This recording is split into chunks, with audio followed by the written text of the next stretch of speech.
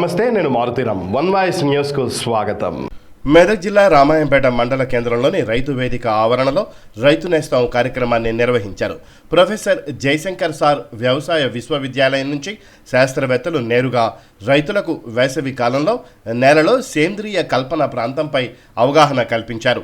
వరి కోయలు దహనం చేయడం ద్వారా భూమిలో ఏర్పడే నష్టాలను రైతులకు వివరించారు.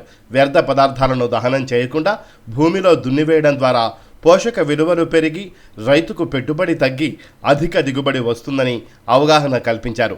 వివిధ జిల్లాలకు చెందిన రైతులకు వ్యవసాయ సంబంధిత సందేహాలను నివృత్తి చేశారు. ఈ కార్యక్రమంలో జిల్లా వ్యవసాయ సహాయ సంచాలకులు వసంత సుగుణ, వ్యవసాయ అధికారులు రాజనారాయణ, సతీష్, డివిజన్ వ్యవసాయ అధికారులు తదితరులు పాల్గొన్నారు.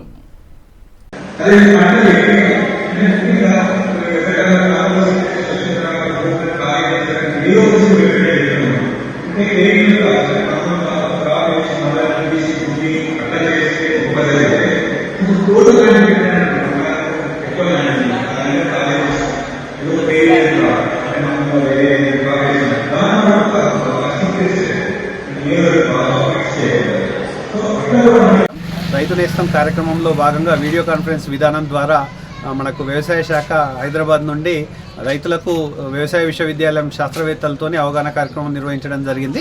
అందులో భాగంగా భూమిలో సేంద్రియ కర్బన పదార్థం పెంపు విధానంపై ఈరోజు చర్చించడం జరిగింది. దీని గురించి డాక్టర్ ఉమారెడ్డి గారు, ప్రధాన శాస్త్రవేత్త, ప్రాంతీయ వ్యవసాయ పరిశోధనా సంస్థ వరంగల్ నుంచి మాట్లాడుతూ రైతులకు ఈ సేంద్రియ కర్బన పదార్థంపై తీసుకోవాల్సిన జాగ్రత్తలు, అదేవిధంగా జీలుగా జన్ము వంటి పచ్చిరొట్ట ఎరువుల పెంపకం, వాటిని కలిగి ఉండడం వల్ల జరిగేటువంటి లాభాల గురించి రైతులకు వివరించడం జరిగింది.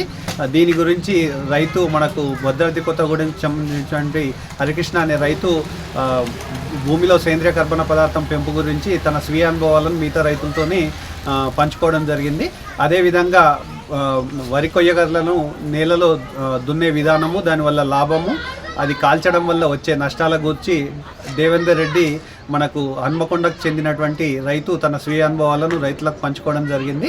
అదేవిధంగా ఈ రెండు సబ్జెక్టులకు సంబంధించి మన ప్రొఫెసర్ జయశంకర్ వ్యవసాయ విశ్వవిద్యాలయం వారు రూపొందించినటువంటి వీడియోలను ప్రదర్శించడం జరిగింది. చివరగా మనకు రైతులకు సంబంధించిన సందేహాలన్నింటినీ కూడా తీర్చడం జరిగింది. ఈ కార్యక్రమం రైతు వేదిక రామాయంపేట నందు రైతులకు అవగాహన కల్పించడం జరిగింది. ఈ కార్యక్రమంలో సహాయ వ్యవసాయ సంచాలకులు శ్రీమతి వసంత సుగుణ గారితో పాటుగా మండల వ్యవసాయాధికారులు, అదేవిధంగా వ్యవసాయ విస్తీర్ణాధికారులు, డివిజన్కు సంబంధించిన అందరూ కూడా పార్టిసిపేట్ చేయడం జరిగింది.